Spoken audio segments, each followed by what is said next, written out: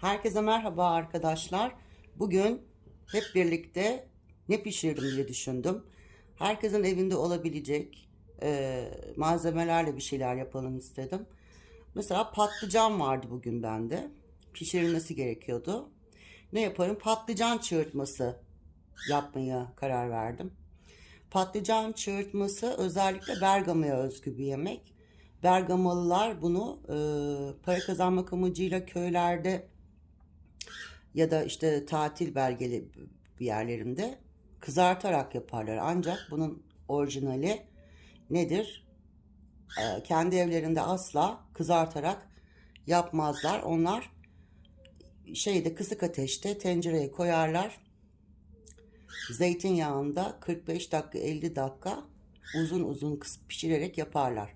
Biz de öyle yapacağız çünkü hem daha sağlıklı hem de inanın bana çok daha lezzetli olacak. Başlayalım anlatmaya. Şimdi ben burada patlıcanlarımı hazırladım. Evde nasıl patlıcanınız varsa önemli değil. Bende kemer patlıcan vardı. 8 tane. Size ne kadar varsa hiç önemli değil.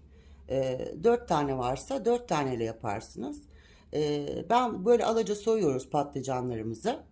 Daha sonra bunları verev verev doğrayacağız. Bunun bu özelliği şu, verev derken spiral şekilde şöyle keseceğim. Şimdi size göstereceğim. Evet, şimdi patlıcanlarımı şöyle şu şekilde doğramıştım alaca.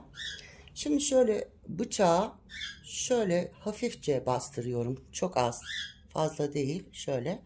Sonra böyle spiral şeklinde dönerek aynı derinlikte gidiyorum. Bunun amacı şu: o zeytinyağını, o yemeğin tadını patlıcanların içine çekmesi iyice. Şöyle. Şu başlarından da şöyle azıcık, buradan da yemeğin yağını alsın diye şöyle bir çentik atıyoruz. Ve tüm patlıcanlarımızı bu şekilde tenceremize yerleştiriyoruz. Evet, bakın patlıcanlarımı tencereme dizdim. Bakın şu şekilde. Şöyle verev. Bir de verev diyorum hala, spiral. Şu üst taraftan da çentiklerini atıyoruz. Şu şekilde küçücük. Şöyle şu kadar derinlikte, bakın bu kadar attım. Derinliği şu. Şu kadar. Bunu da şu kalan yere yerleştiriyorum. 6 patlıcandan yapacağım ben de bugün. Şimdi ne yapıyorum? Biberlerimi önceden hazırlamıştım. Biberlerimi de böyle temizledim. Şöyle ufak ufak delikler açtım. Şöyle şuraya aralarına yerleştiriyorum. Şu şekilde.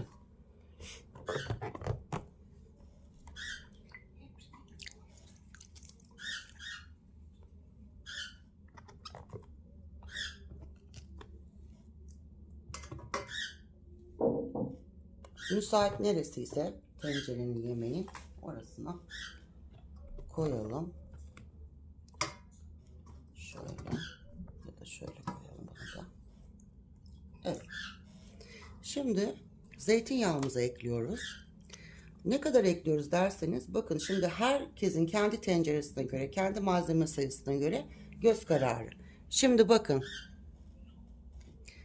en önemli özelliği de soğuk olarak kullanmamız. Bu yemek asla kızgın yağda pişmiyor. Her şeyini soğuktan hazırlıyoruz ve o şekilde ateşe veriyoruz. Bakın, koyuyorum zeytinyağını, şöyle üzerine gezdiriyorum.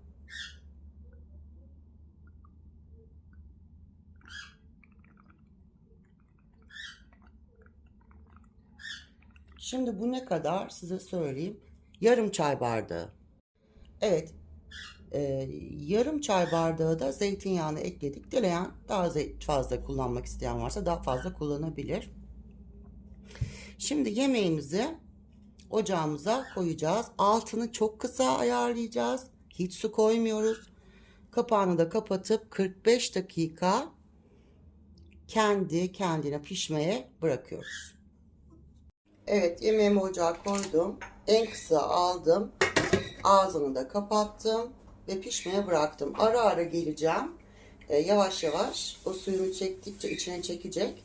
Sonra arka ön yapacağım. İyice her tarafı pişince sarımsak ve domateslerini ekleyeceğim. Evet, yemeğim pişmeye başladı. Şimdi ters çevirmem gerekiyor. Şöyle bakın, göstereyim size de. Şöyle şu şekilde.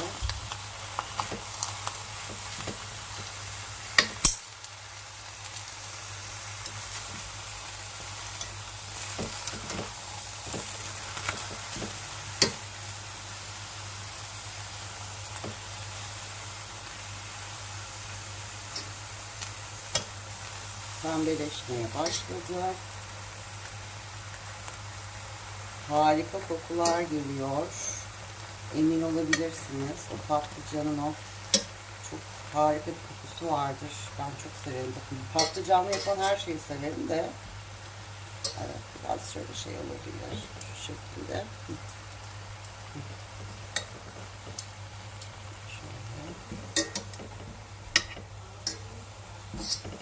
Yağları fark ettiyseniz içine doğru çekti.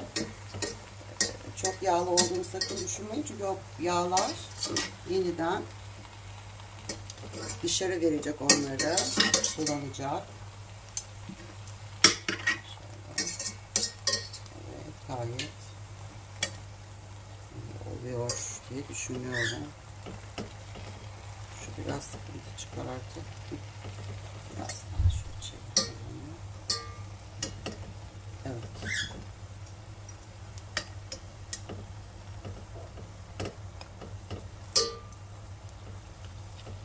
Evet. Şimdi yeniden kapatıp pişmeye bırakalım.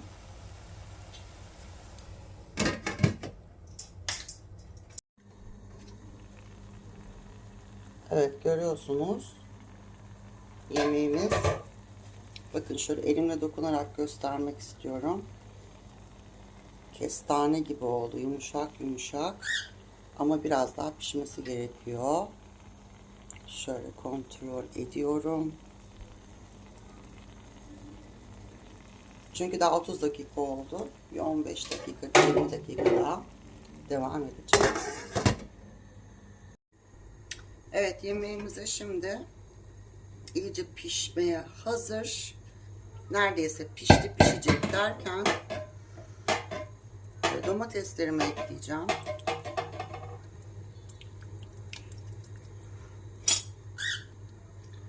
Şöyle küçük küçük olduğu için böyle dökülmedi. Domateslerimi ekliyorum. Biraz da domatesin o güzel aromasıyla birleşsin. Domatesle de biraz 10 dakika pişsin. Sonra 3 domates var burada. 3 domatesi küçük küçük doğradım. Bol bol sarımsağım var. Onları da şöyle her yerine atıyorum.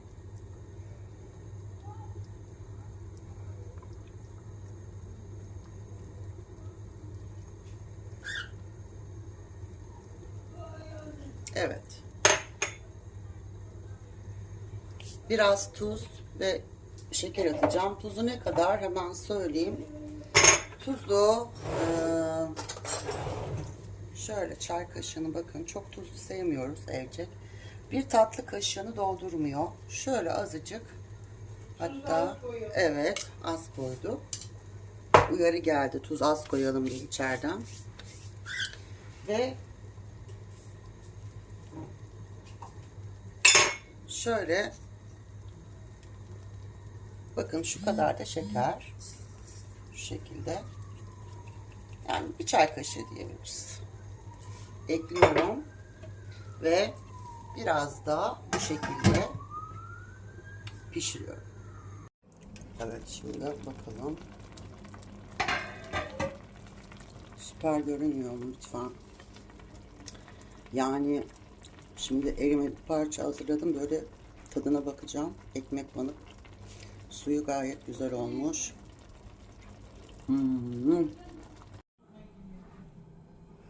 Benim diyen yemeklerle yarışır. Etin bile yerine geçer. Şu an kuzu mu bu mu deseniz bu derim. Afiyet şeker olsun. Çok da sağlıklı.